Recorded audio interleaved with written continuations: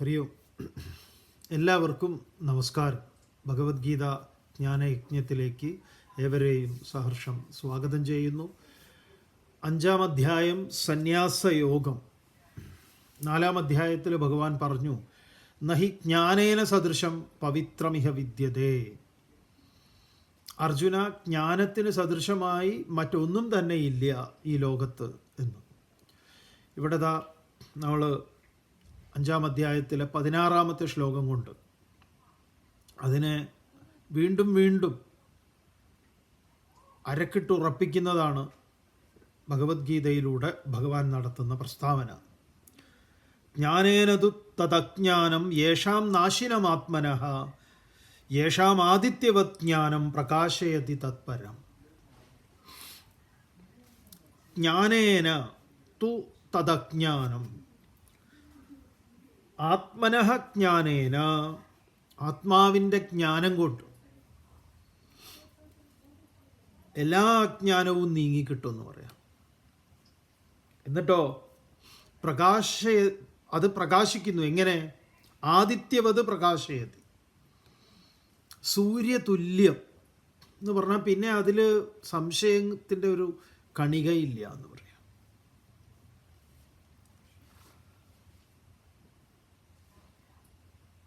ഈ ജ്ഞാനം ഇപ്പം നമ്മുടെ ഉപനിഷത്തുകളൊക്കെ നോക്കിക്കഴിഞ്ഞാൽ, അല്ലെങ്കിൽ വേദാന്ത ശാസ്ത്രത്തിൽ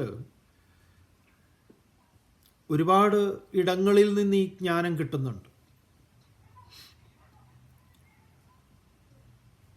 ഇപ്പോൾ ഒരു ഉപനിഷത്തിൽ ഇപ്പോൾ ജാബാലയുടെ പുത്രനായിട്ടുള്ള സത്യകാമൻ്റെ കഥ പറയുന്ന ഉപനിഷത്തിൽ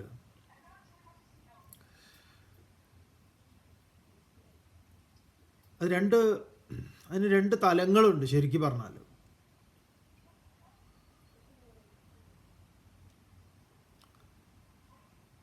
ഒന്ന്, ഈ കുട്ടി ഗുരുകുല വിദ്യാഭ്യാസം ചെയ്യണം എന്നാഗ്രഹിച്ച് ഇവൻ ഗുരുവിനെ സമീപിക്കുമ്പോൾ ഇവൻ്റെ ഈ ഗോത്രവും കുലവും ഇതൊക്കെ ചോദിക്കും ഗുരു. അപ്പം ഇവൻ അമ്മയോടത് ചോദിക്കുന്നുണ്ട്, എൻ്റെ അച്ഛൻ ആരാണ്, ഇത്യാദി കാര്യങ്ങൾ. അപ്പം അതിന് അവർ സത്യസന്ധമായി മറുപടി പറഞ്ഞിട്ടുണ്ട്.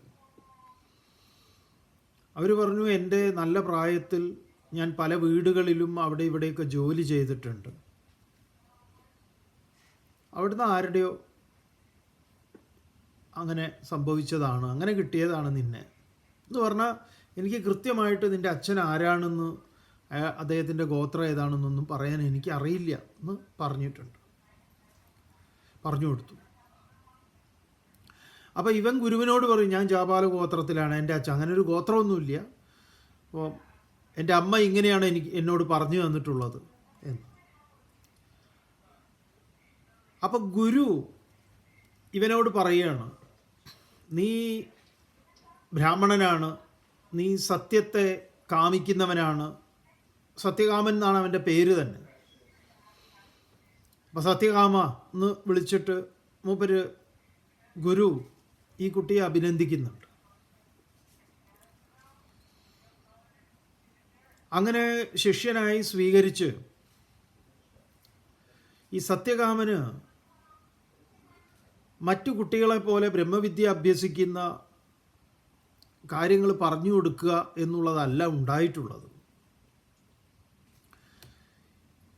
ഇവന് കുറച്ച് പശുക്കളെ, 500 പശുക്കളെ കൊടുത്തിട്ട് ഇതിനെ ഇരട്ടിപ്പിച്ച് കൊണ്ടുവരാനാണ് പറഞ്ഞത്. അപ്പോൾ ഞാനിതിനെ ഇരട്ടിപ്പിച്ച് കൊണ്ടുവരാം എന്നും പറഞ്ഞ് ഇവൻ ഈ പശുക്കളെയായിട്ട് പോകുന്നതാണ് കാട്ടിലേക്ക്. അങ്ങനെ ഈ കാട്ടിൽ ഇവനിങ്ങനെ പശുക്കൾക്ക് ഒപ്പം ഒരു പശുവായി ഇവനും കഴിയുകയാണ്. അങ്ങനെ കാലങ്ങൾ കുറേ കഴിയുന്നതാണ്. അങ്ങനെ ഒരു ദിവസം ഇവൻ നോക്കുന്ന സമയത്തുണ്ട് 1000 പശു ആയിട്ടുണ്ട്. അപ്പം അതിൽ ഇവൻ ഈ സന്ധ്യാവന്ദനം എന്ന് പറയുന്ന പരിപാടി മുടക്കാറില്ല. അതുമാത്രമേ ഇവൻ ചെയ്യുന്നുള്ളൂ. സന്ധ്യയ്ക്ക് ഇങ്ങനെ ചമത കൂട്ടി അത് കത്തിച്ച് ഹോമം ചെയ്യും. അവൻ്റേതായിട്ടുള്ള ഒരു അനുഷ്ഠാനം. അങ്ങനെ ഇവൻ അത് ചെയ്തുകൊണ്ടിരിക്കുമ്പോൾ അതിൽ ഈ പശുക്കൂട്ടത്തിൽ നിന്ന് ഒരു കാള ഇവനോട് സംസാരിച്ചു. സത്യകാമ എന്ന് വിളിച്ചപ്പോൾ ഇവൻ വിളി കേട്ടു. ഭഗവാൻ എന്താണ് എന്ന് പറഞ്ഞിട്ട്. അപ്പം ഈ 4 കലകൾ പറഞ്ഞു കൊടുക്കുന്ന അടയാളങ്ങൾ, തെക്ക്, വടക്ക്, കിഴക്ക്, പടിഞ്ഞാറ്, ബ്രഹ്മത്തിൻ്റെ പാദങ്ങളാണ്. അങ്ങനെ ഇവൻ കാളയിൽ നിന്ന് ബ്രഹ്മത്തെക്കുറിച്ച് ആദ്യമായി കേട്ടു. അങ്ങനെ വീണ്ടും ഈ നടപ്പ് പോവുകയാണ്, യാത്ര പോവുക ഒരു ദിക്കിൽ നിന്ന് വേറൊരു ദിക്കിലേക്ക് ഈ പശുക്കളിയായിട്ട്. എന്ത് മനോഹരമായിട്ടുള്ളൊരു കഥയെന്നറിയോ? ഒന്ന് നിങ്ങൾ ഇമാജിൻ ചെയ്ത് നോക്കൂ. കാട്ടിൻ്റെ ഉള്ളിൽ ഒരു പയ്യൻ ഇത്രയും പശുക്കളായിട്ട്.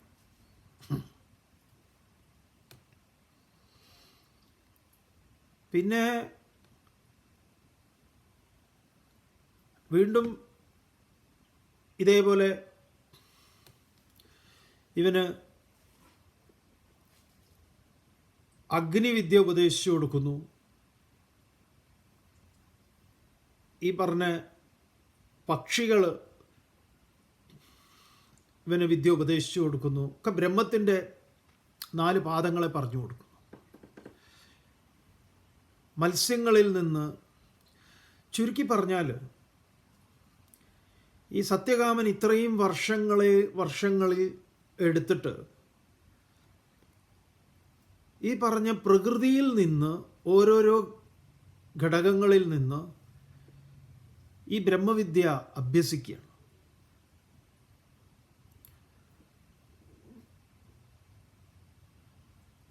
അങ്ങനെ തിരിച്ച് അവസാനം ഗുരുകുലത്തിലെത്തും.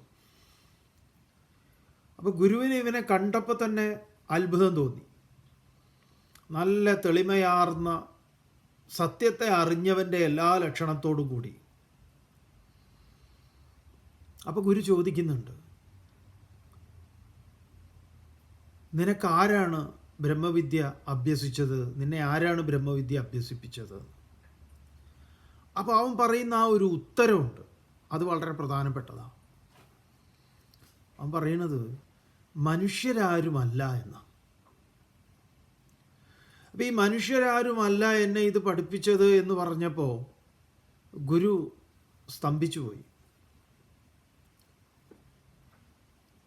കാരണം ബ്രഹ്മവിദ്യ അഭ്യസിക്കാൻ ഇവൻ വന്നതാണ് ഈ ഗുരുവിൻ്റെ അടുത്തുനിന്ന്. അപ്പോൾ ഇവൻ്റെ കുലവും അതായത് ജാതിയും മതവും ഒക്കെ ചോദിച്ചതാണ് ഗുരു. പിന്നെ അവൻ്റെ ആ സത്യസന്ധത കണ്ടിട്ട് എടുത്തിട്ട് പിന്നെ വിട്ട പണി പശുവിനെ മേയ്ക്കലാണ്. പക്ഷെ ഇവൻ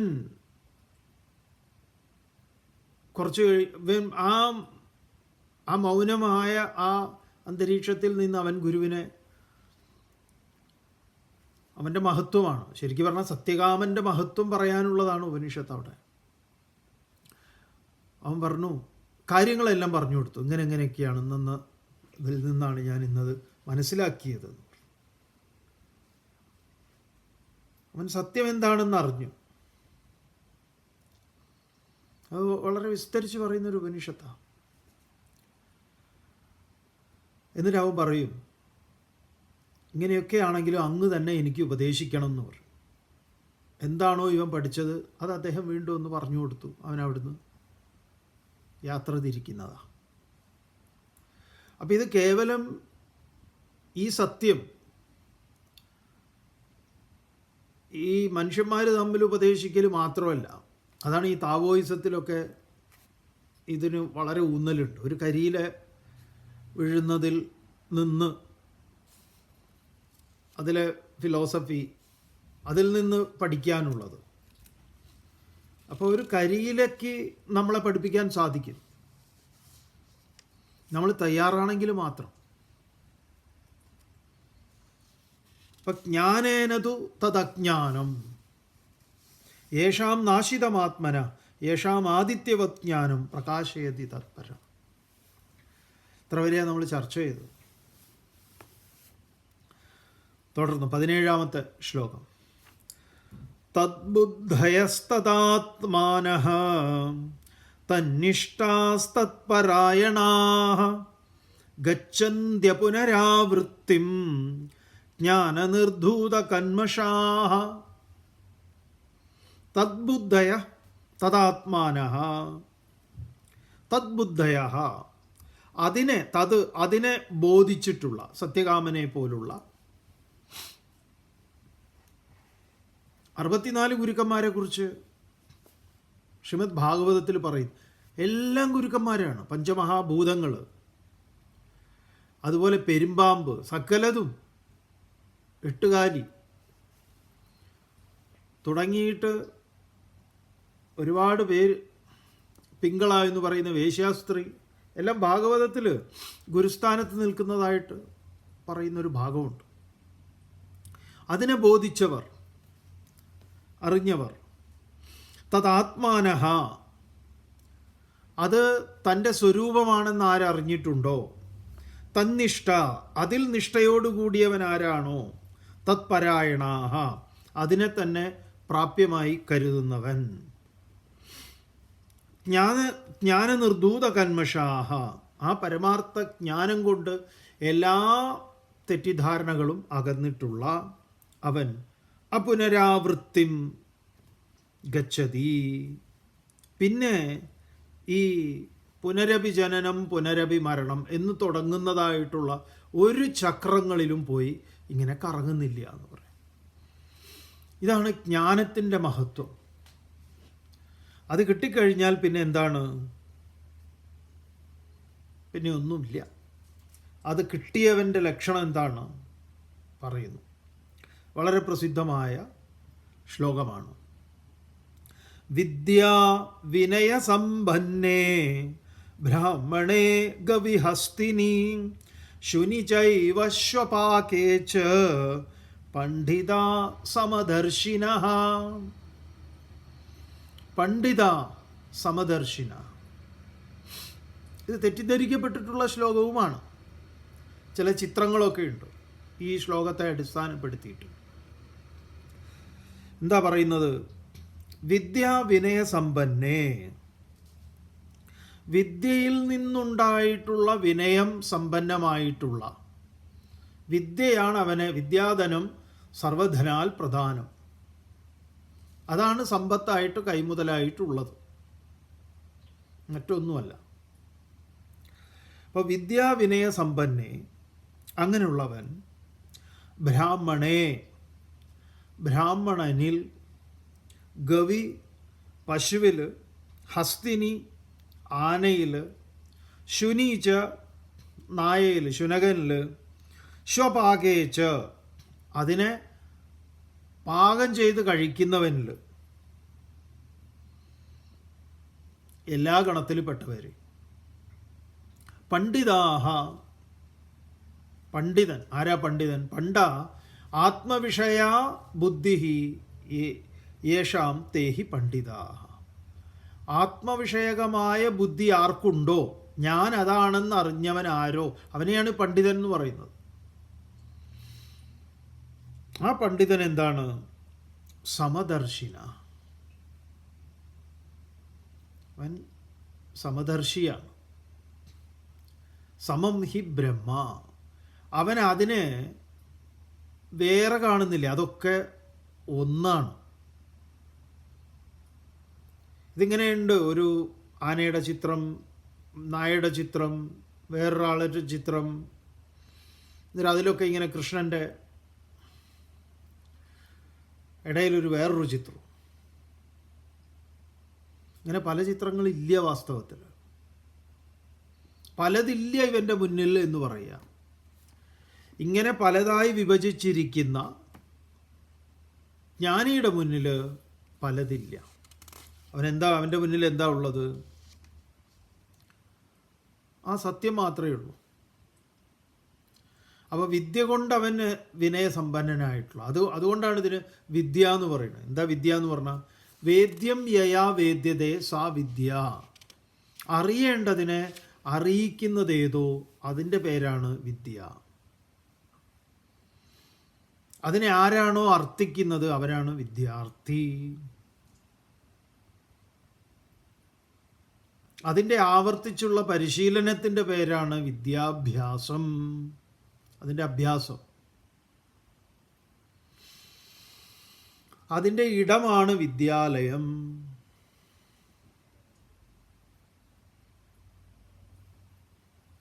തുടർന്ന് പറയുന്നു, ഇഹൈവ തൈർജിത സർഗഃ യേഷാം സാമ്യേ സ്ഥിതിം മനഃ നിർദോഷം ഹി സമം ബ്രഹ്മ തസ്മാത് ബ്രഹ്മണി തേ സ്ഥിതാഃ. ഇഹൈവ തൈർഹി ജിത സർഗഃ യേഷാം സാമ്യേ സ്ഥിതം മനഃ നിർദോഷം ഹി സമം ബ്രഹ്മ തസ്മാത് ബ്രഹ്മണി തേ സ്ഥിതാഃ.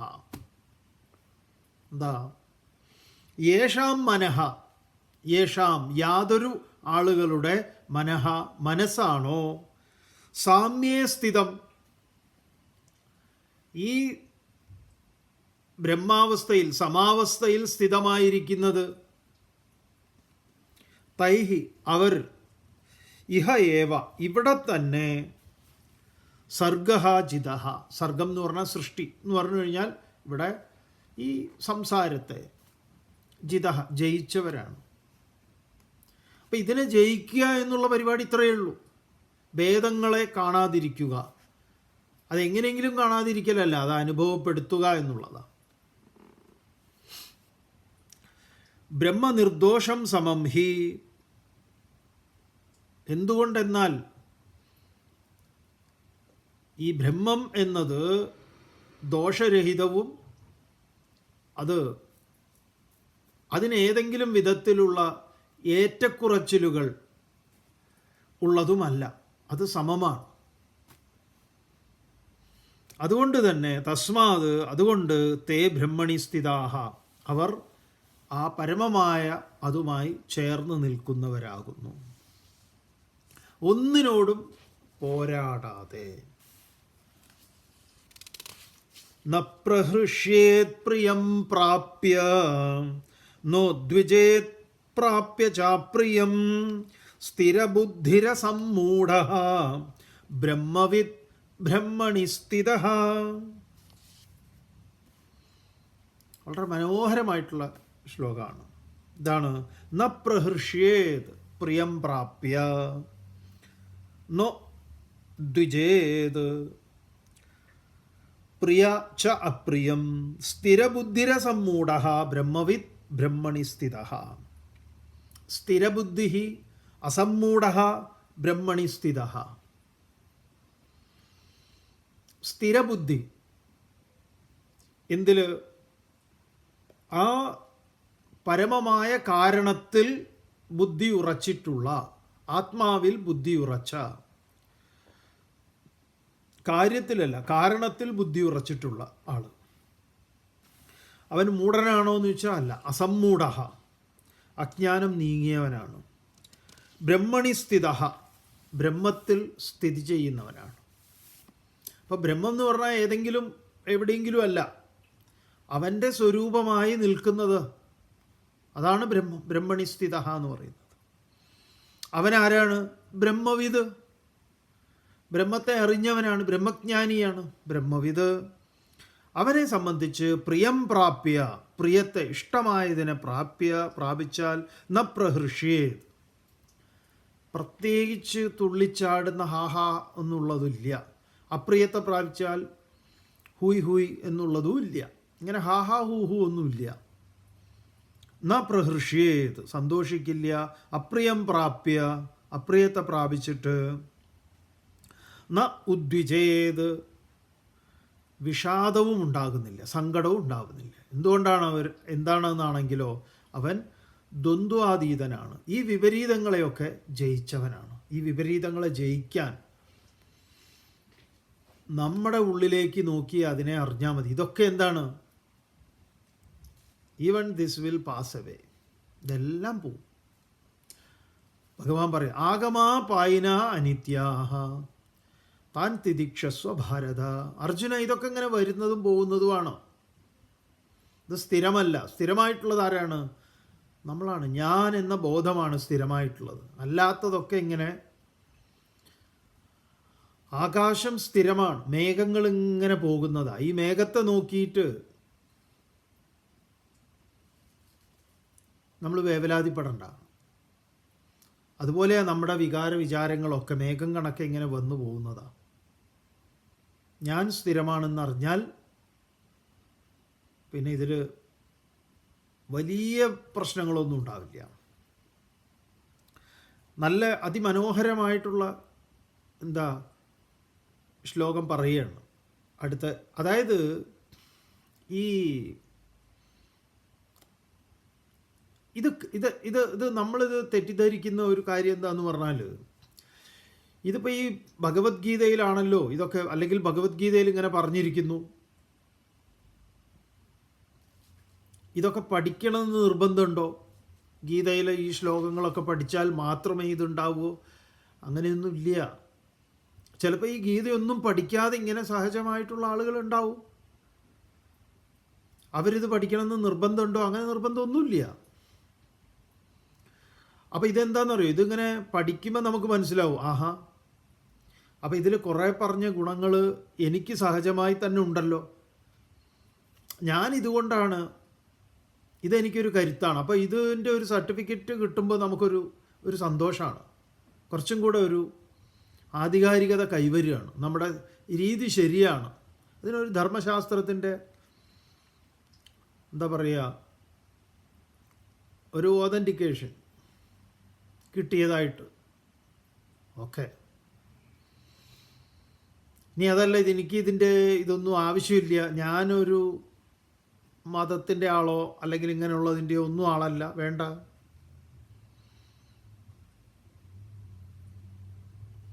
അങ്ങനെ ഉണ്ട്. അതുകൊണ്ട് ഇത് നിങ്ങൾ ഇതിൽ പെട്ട ആളാണോ എന്നുള്ള ചോദ്യമൊന്നുമില്ല.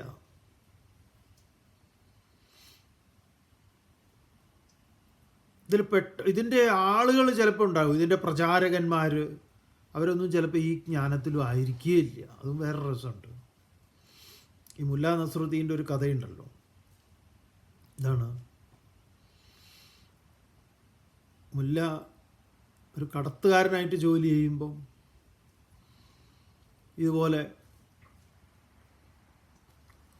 മതപണ്ഡിതന്മാർ മൂപ്പരുടെ തോണി കയറുന്നത്, ഇത് പല വിധത്തിൽ ഈ കഥ പറയാറുണ്ട്.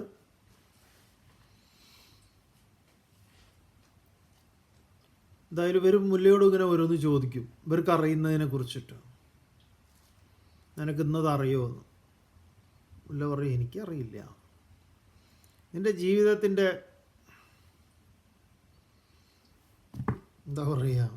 ഒരു കാൽഭാഗം പോക്കാന്ന് പറയും.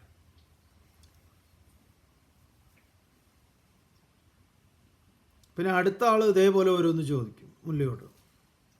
മൂപ്പര് പറയും, എനിക്കറിയില്ല അതൊന്നും. അങ്ങോരും ഒരു കാൽഭാഗം കൊടുത്തു പോക്കാം. അപ്പോൾ മുല്ലയുടെ 1% പോയി, ജീവിതത്തിൻ്റെ 50% പോയി. അടുത്ത വിദ്വാനും ഇതേപോലെയാണ്. അതുകൂടെ കേട്ടപ്പോൾ മുല്ലയുടെ 75% പോയി. ഇനിയിപ്പോൾ 25% ഉള്ളൂ മുല്ലയ്ക്ക്. ഇവർ ചോദിക്കുന്നതൊന്നും മുല്ലയ്ക്ക് അറിയില്ല.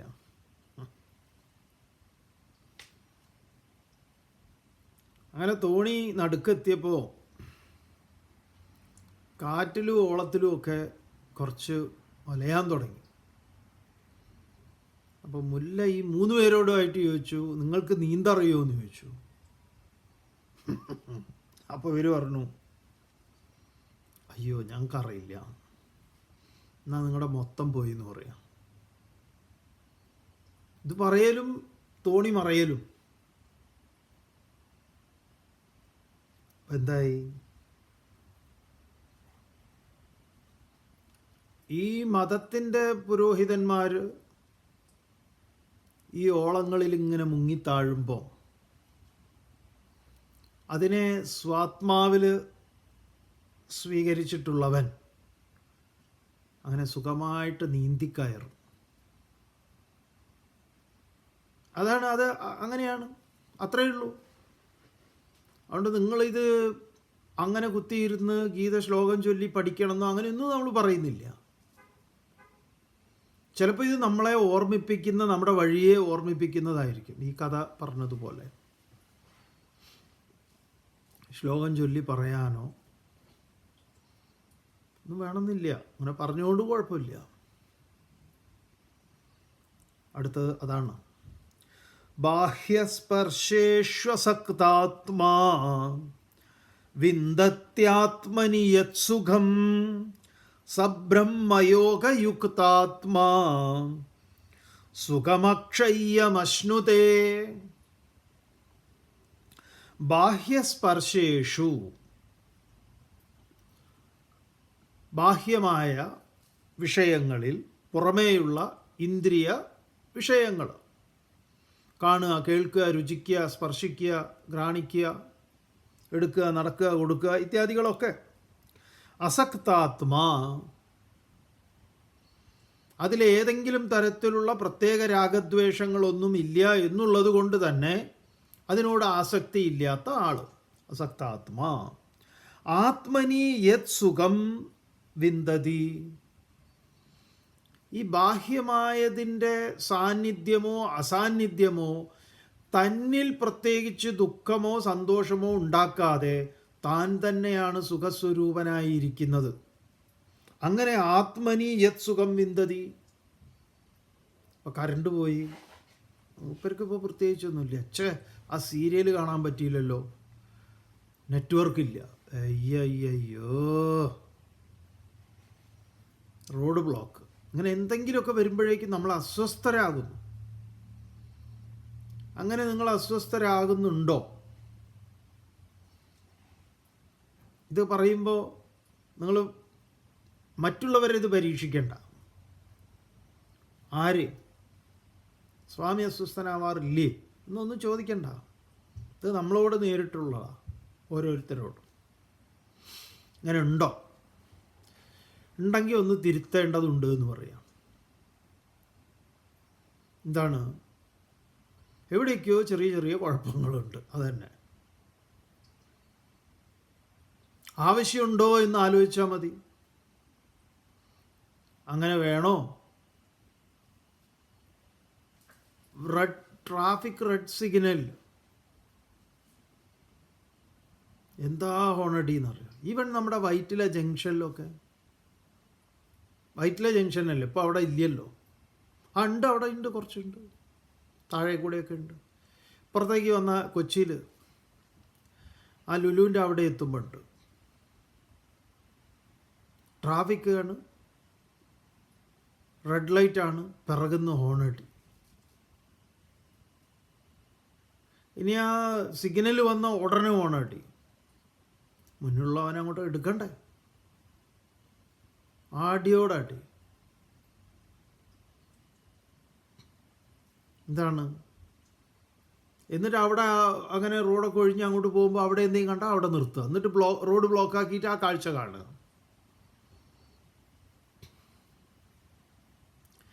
ഇതൊക്കെ നമ്മളെ നോക്കാനുള്ളതാ. ബാഹ്യസ്പർശേഷു അസക്താത്മാ വിന്ദതി ആത്മനി യത് സുഖം. ഒരു ട്രാഫിക് ബ്ലോക്ക് കൊണ്ടൊന്നും നമ്മുടെ മൂഡ് ഒരു മൂഡൗട്ട്. എന്ത് പറ്റി? ഒരു എന്തെന്ന് പറഞ്ഞ ട്രാഫിക്, അയ്യോ, എന്തെങ്കിലുമൊക്കെ കാരണങ്ങളെ കൊണ്ട് നമ്മുടെ എനിക്കിന്നൊരു മൂഡില്ല എന്ന് പറയും. അതിനെന്താ കാരണം എന്ന് ചോദിച്ചാൽ ഇങ്ങനെയാണ്. ഭാര്യ ഇത് പറഞ്ഞുവെന്നോ, ഭർത്താവ് പറഞ്ഞുവെന്നോ, കുട്ടികളുടെ അതോ അല്ലെങ്കിൽ ആരുടെയെങ്കിലും ഫോൺ വന്നുവെന്നോ, അല്ലെങ്കിൽ എന്തെങ്കിലും കേട്ടു, അല്ലെങ്കിൽ ടി വിയിൽ ഒരു ന്യൂസ് കണ്ടു, പത്രം വായിച്ചു. എൻ്റെ ഞാനിട്ട പോസ്റ്റിൽ വന്നിട്ട് ഒരുത്തൻ്റെ വക ഒരു കമൻറ്റ്, അവനെ ഞാൻ ബ്ലോക്കാക്കി. അപ്പോൾ അവൻ വന്നിട്ട് എൻ്റെ ഫോൺ നമ്പർ തപ്പിപ്പിടിച്ച് എന്നെ വിളിച്ചിട്ട് അവൻ അതിന് വിശദീകരണം അറിയണം അത്ര, എന്നെ എന്തിനാ ബ്ലോക്കാക്കിയത്.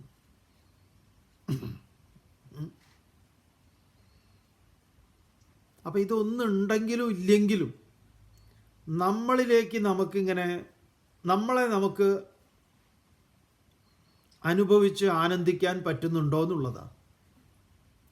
അതുകൊണ്ട് ആത്മനി യത് സുഖം വിന്ദതി, യാതൊരു സുഖത്തെ അനുഭവിക്കുന്നുവോ ബ്രഹ്മയോഗയുക്താത്മാ, യോഗം ചേർച്ച ഏതുമായിട്ട്? ആ സത്യവുമായിട്ട് അങ്ങനെയുള്ള ഐക്യം, അതുമായിട്ട് ഐക്യം പ്രാപിച്ച അവനെ സഹ അവൻ അക്ഷയ്യം സുഖം അശ്നുതേ, ക്ഷയരഹിതമായ നാശമില്ലാത്ത സുഖത്തിൻ്റെ ഉടമയാണ്.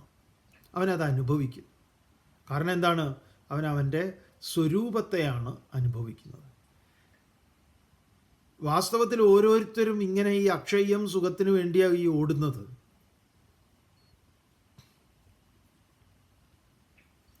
തുടർന്ന് ഭഗവാൻ പറയുന്നു, യേ ഹി സംസ്പർശജാ ഭോഗാഃ ദുഃഖയോനയ ഏവതേ ആദ്യന്തവന്ത കൗന്ദേയ നതേഷു രമതേ ബുധഃ. ബുധഃ ന രമതേ, ജ്ഞാനികൾ അതിൽ സന്തോഷിക്കുന്നില്ല. ഏതിൽ? ഹേ കൗന്ദേയ, അല്ലയോ കുന്തിയുടെ മുഖനെ പുത്ര, സംസ്പർശജ ഭോഗാഃ, സംസ്പർശജ വിഷയങ്ങളിൽ ജാതമായിട്ടുള്ള ഈ ശബ്ദസ്പർശ രസരൂപഗന്ധാദികളാകുന്ന അതിൽ നിന്ന് ഉൽപ്പന്നമായിട്ടുള്ള ഭോഗങ്ങൾ, അനുഭവങ്ങൾ, ഏതൊക്കെയാണോ തേ അതെല്ലാം തന്നെ ദുഃഖയോനയ, അതിനെല്ലാം തന്നെ ദുഃഖത്തിൻ്റെ കവാടത്തിലൂടെ കടന്നു വന്നതാണ്. ഇതിൻ്റെയൊക്കെ വരവേ അവിടുന്നാണ്. ഇതിൻ്റെയൊക്കെ അമ്മ ആരാന്ന് ചോദിച്ചാൽ അതാണ് ദുഃഖയോനയ എന്നാണ് പറഞ്ഞത്. അതുകൊണ്ട് തന്നെ ഹി ആദ്യന്തവന്തഃ, ഇതിന് തുടക്കമുണ്ട് ഒടുക്കമുണ്ട്. അത് ശാശ്വതമല്ല. ഏതിൽ നിന്ന്? ഇന്ദ്രിയങ്ങളുമായി ബന്ധപ്പെട്ട് ഇന്ദ്രിയങ്ങളിലൂടെ ലഭിക്കുന്നത്. ആ സുഖത്തിന് എന്തുണ്ട്? അറുതിയുണ്ട്, അതിന് ദുഃഖവുമുണ്ട്. തേഷു, അതിൽ ബുധഃ ന രമതേ, ജ്ഞാനികൾ അതിൽ രമിക്കുന്നില്ല. അജ്ഞാനികളാണ് അതിൽ രമിക്കുന്നത്. അതുകൊണ്ട് നമുക്ക് ഏതാണ് വേണ്ടത്? നമുക്ക് ചോയ്സ് നമ്മുടെ മുന്നിലാണ് ഉള്ളത്. ഇതിന് നമ്മൾ ഇത് നിങ്ങൾ സ്വീകരിക്കുമ്പോൾ, അതാണ് ഈ ആധ്യാത്മിക മാർഗത്തിൽ ചരിക്കുന്നവരോട് ചിലർക്കൊക്കെ ഒരു പുച്ഛവും, അല്ലെങ്കിൽ ഇവർ ഭയങ്കര കേമായിട്ടൊക്കെ അഭിപ്രായങ്ങളൊക്കെ പറയും. എന്നാൽ അവർ ഈ ആധ്യാത്മിക മാർഗത്തിൽ ചരിക്കുന്ന ചില ആളുകളിൽ കാണുന്ന ന്യൂനതകളൊക്കെ ഇവർക്കതൊക്കെ ഉണ്ട്. അതിൽ നിന്ന് ഇവർക്ക് സന്തോഷമുണ്ടോ എന്ന് ചോദിച്ചു കഴിഞ്ഞാലോ ഇല്ലതാണ്. അങ്ങനെയുള്ള ഇവർ തന്നെ ഒരഭിപ്രായം മറിച്ചും പറയാറുണ്ട്. ഇവർക്കൊക്കെ എന്ത് സുഖമാണെന്നറിയോ? കാരണം എന്താണ്? ഇവർക്ക് ഭാര്യയില്ല, കുട്ടികളും ഇല്ല, ഇങ്ങനത്തെ ഏടാകൂടങ്ങളൊന്നും നോക്കണ്ട, ഇങ്ങനെ കറങ്ങി അടിച്ച് നടക്കാം.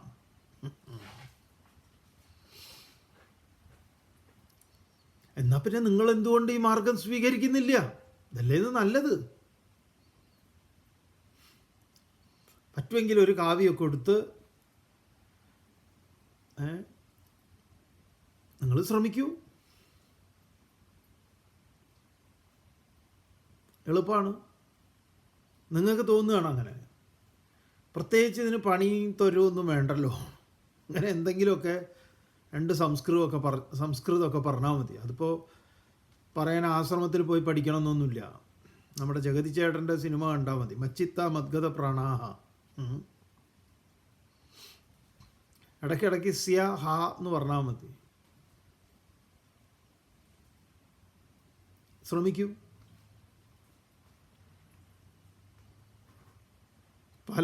പലർക്കും തോന്നാറുണ്ട് ഇങ്ങനെ. അവർക്കൊക്കെ ഭയങ്കര സുഖമാണ്. നമ്മളിങ്ങനെ പുറത്തു നിന്ന് നോക്കിയിട്ട് നമുക്ക് ദുഃഖം ഉണ്ടോയെന്ന് ചോദിച്ചാൽ നമുക്ക് ദുഃഖമൊന്നുമില്ല. ഈ സുഖം കിട്ടാൻ സന്യാസിയാവണമെന്നില്ല. ഈ പറഞ്ഞ അടയാളങ്ങളുള്ള സന്യാസി, ഇവിടെ ഒരു സന്യാസി ഉണ്ട്, അക്ഷയ്യം സുഖമശ്നുതേ. ആ സുഖം ആരാണ് തടയുന്നത്? വേറെ ആരെങ്കിലും ആണോ? നമ്മുടെ ഭാര്യയോ ഭർത്താവോ നാട്ടുകാരോ വീട്ടുകാരോ ആരെങ്കിലും ആണോ? ഈ കുട്ടികൾ കാരണം എനിക്കൊരു സ്വൈര്യവുമില്ല, ആര് പറഞ്ഞു? അങ്ങനെയൊന്നുമില്ല. അവരവരുടേതായിട്ടുള്ള, നിങ്ങൾക്ക് ഇതിലൊക്കെ എന്തുണ്ട്? സംഘമുണ്ട്, ഒടുക്കത്തെ സംഘമുണ്ട്. ഈ സംഘം വിടുമ്പോഴല്ലേ ശരിക്കും നിങ്ങൾക്ക് സുഖം കിട്ടുന്നത്. എപ്പോഴാണ് സംഘം വിടുന്നത്? ഉറക്കത്തിൽ. നിങ്ങൾ ഉറങ്ങി കിടക്കുമ്പോൾ ഇവരെക്കുറിച്ച് നിങ്ങൾക്ക് എന്ത് ധാരണയുള്ളത്? ഇവരെവിടെയാണെങ്കിലും നിങ്ങൾ അറിയുന്നുണ്ടോ? ഇല്ലല്ലോ. ഉറങ്ങുമ്പോൾ ഇവരുമായിട്ടുള്ള ബന്ധം ഉണ്ടാവില്ല. ഈ പറഞ്ഞ ഒന്നുമായിട്ടുണ്ട ബന്ധം ഉണ്ടാവില്ല. അടുത്ത് കിടക്കുന്ന ഭാര്യയോടോ ഭർത്താവിനോടോ കുട്ടികളോടോ ഒന്നിനോടും, വീടോ നമ്മുടെ കാറോ ലോറിയോ ഒന്നിനോടും. എല്ലാ ബന്ധങ്ങളും അറ്റുപോകുമ്പോഴാണ് നമുക്ക് എന്ത് കിട്ടുന്നത്? നിദ്ര കിട്ടുന്നത്. ആ നിദ്ര കിട്ടുമ്പോഴാണ് നമുക്ക് എന്ത് കിട്ടുന്നത്? സുഖം കിട്ടുന്നത്. കുറച്ചെങ്കിലും ജീവിതത്തിൽ ആകെ കിട്ടിയ സുഖം എന്ന് പറയുന്നത് ഈ ഉറക്കുമ്പോൾ കിട്ടിയ സുഖമാണ്. ബാക്കി ഉണർന്ന് നിൽക്കുമ്പോഴൊക്കെ പലതും ആലോചിച്ചിട്ട് സമാധാനമില്ല. ശരിയാ സ്വാമി പറഞ്ഞത്. അതെ. അപ്പോൾ ഇവിടെ ഭഗവാൻ പറയുന്നത് ഈ ഉറക്കത്തിൽ കിട്ടുന്ന സുഖമുണ്ടല്ലോ, സുഷുപ്തി സമാനമായ ശാന്തി, അതാണ് നമ്മുടെ മുന്നിലേക്ക് ഓഫർ ചെയ്യുന്നത്. ഇങ്ങനെ ഇരിക്കുമ്പോഴും കുട്ടികളുടെ കൂടെ കളിക്കുമ്പോഴും അവരോട് സംസാരിക്കുമ്പോഴും ഭർത്താവിനോട് സംസാരിക്കുമ്പോഴും ഭാര്യയോട് സംസാരിക്കുമ്പോഴും അച്ഛനോടും അമ്മയോടും ഓഫീസിലും എല്ലായിടത്തും അങ്ങനെയാകുമ്പോൾ നമ്മളെക്കുറിച്ച് പറയുന്നേ ചെയ്യും. എന്താ ഇയാൾക്ക് നല്ലൊരു പ്രസരിപ്പൊക്കെ ഉണ്ടല്ലോ, ഏതു നേരവും ആൾ വളരെ പ്ലസൻ്റാണ്. എന്താണ്? പണ്ട് ഇങ്ങനെ ഒരാളുണ്ടായിരുന്നു, ഭയങ്കര ധനികൻ.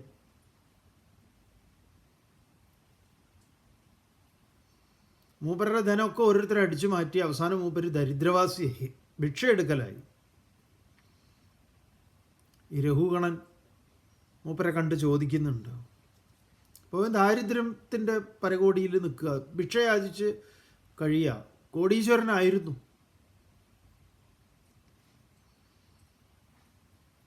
പക്ഷേ ആള് ഭയങ്കരം, കണ്ടു കഴിഞ്ഞാൽ തന്നെ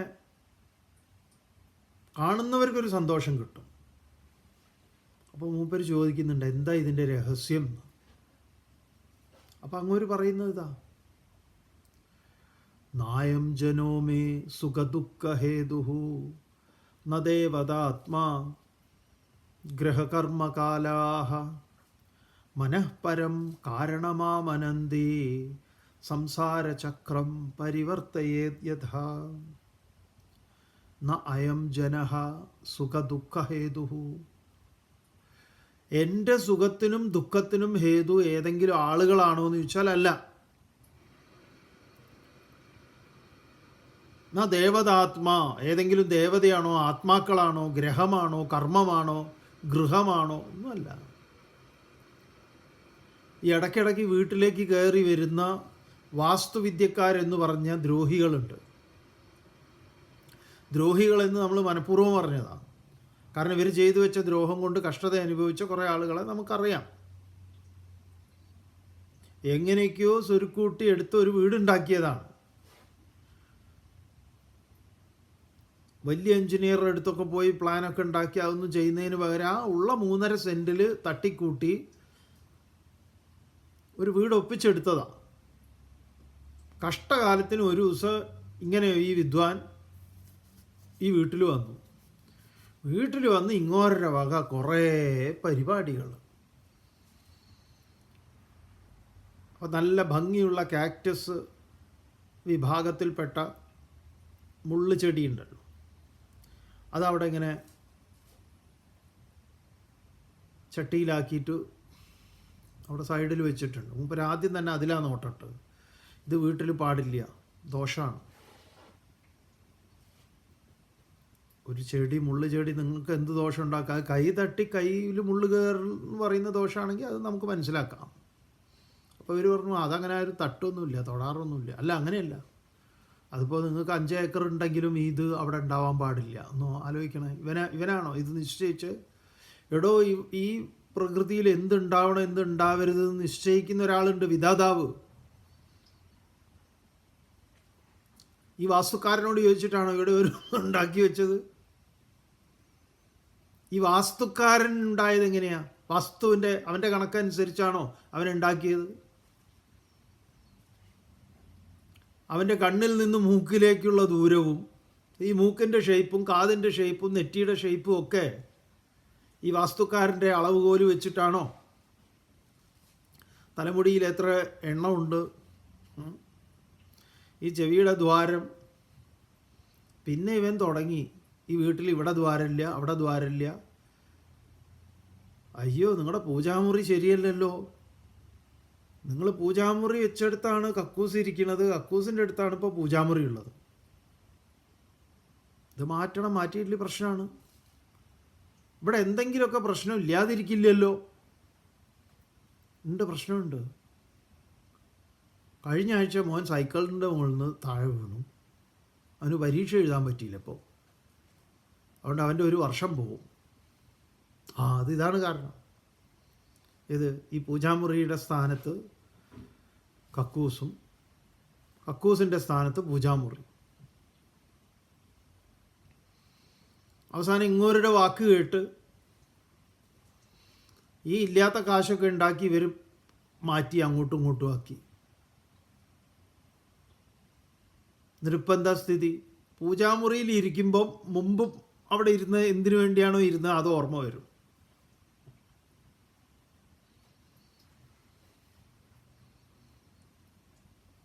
പിന്നെ പോയി ഈ പറഞ്ഞ ടോയ്ലറ്റിൽ ഇരിക്കുമ്പം പൂജാമുറിയിൽ ഇരുന്ന് ഓർമ്മ വരിക. ഇതുള്ള കാര്യമാണ്. ഇങ്ങനെ പിന്നെ ചില കാശുള്ള അഹങ്കാരികളായിട്ടുള്ള അജ്ഞാനികളായിട്ടുള്ള കുറച്ച് ആളുകൾ ഇവന്മാരുടേത് കേട്ടിട്ട് ഈ വാതിൽ തുറക്കില്ല, എന്നിട്ട് ഇപ്പുറത്തെ വാതിൽ തുറക്കുക, എന്നിട്ട് ഇടയിലിടയിൽ ദ്വാരട്ട് വയ്ക്കുക. നോക്കൂ, ഭിക്ഷുഗീത എന്നാ അതിന് പറയുക. ശ്രീമദ് ഭാഗവതത്തിലുണ്ട്. അതിൽ പറയുന്ന ഭിക്ഷുവിൻ്റെ ഉറച്ച പാട്ടാണ് പറയുന്നത്. എൻ്റെ സുഖദുഃഖത്തിന് കാരണം ഈ പറഞ്ഞവന്മാരൊന്നുമല്ല, എൻ്റെ മനസ്സ് തന്നെയാണ്.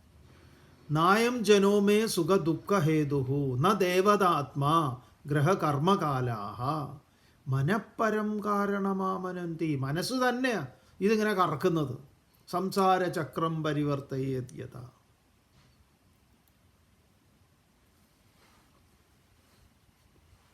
അപ്പം നിങ്ങളുടെ കയ്യിൽ കുറച്ച് കാശ് ബാങ്കിലൊക്കെ ഡെപ്പോസിറ്റ് വരുമ്പോഴേക്കും നിങ്ങളിൽ ഈ അന്ധവിശ്വാസങ്ങളൊക്കെ ജനിക്കും.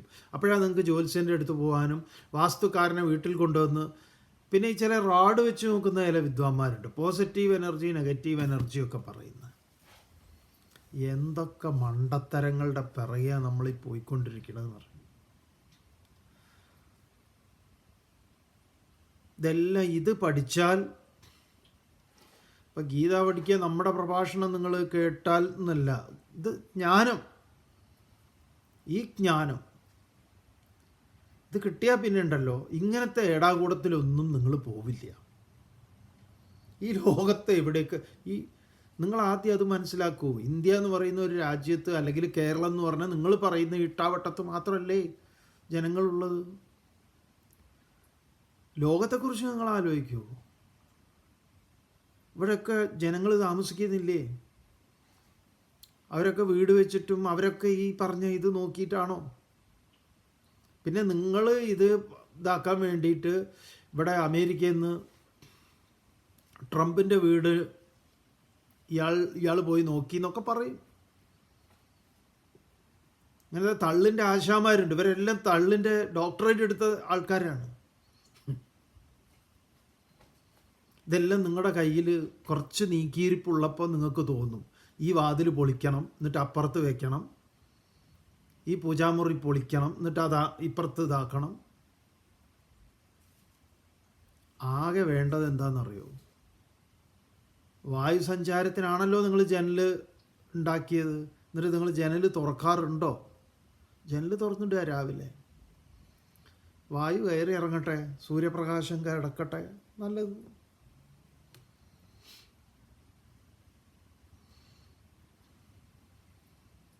അല്ല വല്ലാതെ ഇടുങ്ങി അങ്ങനെയൊക്കെയുള്ള ഇതാണെങ്കിൽ കുറച്ച് പാത്രത്തിൽ കുറച്ച് വെള്ളം എടുത്ത് വെച്ചാൽ മതി. വെള്ളം വെക്കുന്നത് നല്ലതാണ്. അത് ഹ്യൂമിഡിറ്റിയെ കൺട്രോൾ ചെയ്യുന്നതാണ്. നമുക്കറിയാമല്ലോ, അതൊരു സയൻസാണല്ലോ. അത് നല്ലതാണ്. ഉള്ളിൽ വീട്ടിൽ ചെറിയ പ്ലാന്റ് ഉള്ളത് നല്ലതാണ്. ചെറിയ ഓക്സിജനൊക്കെ കിട്ടും ചെറിയ തോതിൽ. അപ്പോഴാണ് മൂപ്പര് വന്നിട്ട് ഇവന്മാർ പറഞ്ഞിട്ടുള്ള അതുപോലെ എന്താ പറയുക, ഗീതോപദേശം അത് വീട്ടിൽ വെക്കരുതെന്നാ. ഗീതോപദേശം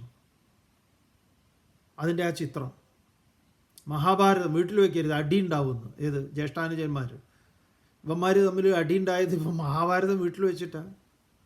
നടരാജൻ അയ്യോ വീട്ടിൽ വെക്കരുത്, വീട് ആടിപ്പോകുന്നു. എന്നിട്ട് ഇവൻ വൈകുന്നേരം ആടി വരുന്നതിന് ഒരു കുറവുമില്ല. അപ്പം ഇവൻ ആടിക്കൊണ്ട് വരുന്നുണ്ടല്ലോ. ഇത് പറയുന്ന ജ്യോത്സ്യം തന്നെയാണ്.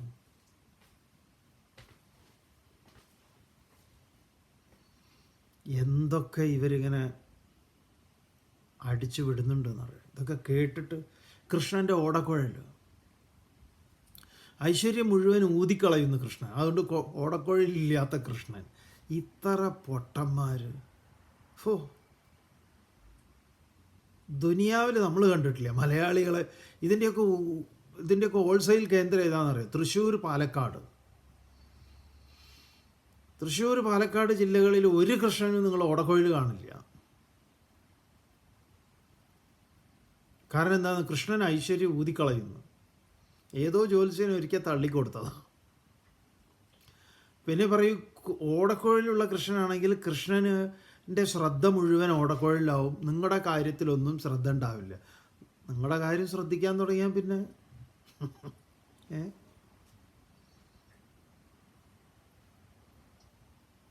ഈ പൾപ്പിലൊക്കെ ഉണ്ടാക്കിയിട്ട് അവിടെ നിങ്ങളെ കൊണ്ടുവച്ചിട്ടുള്ള അതാണ് കൃഷ്ണൻ എന്ന് പറയുകയും ബാക്കിയൊന്നും കൃഷ്ണനല്ല എന്ന് പറയുകയും ചെയ്യുന്ന കൃഷ്ണനെക്കുറിച്ച് കൃഷ്ണൻ തന്നെ പറഞ്ഞിട്ടുണ്ട്. ഈ കൃഷ്ണൻ പറഞ്ഞത് ജ്യോത്സ്യനിൽ നിന്നല്ല അറിയേണ്ടത്.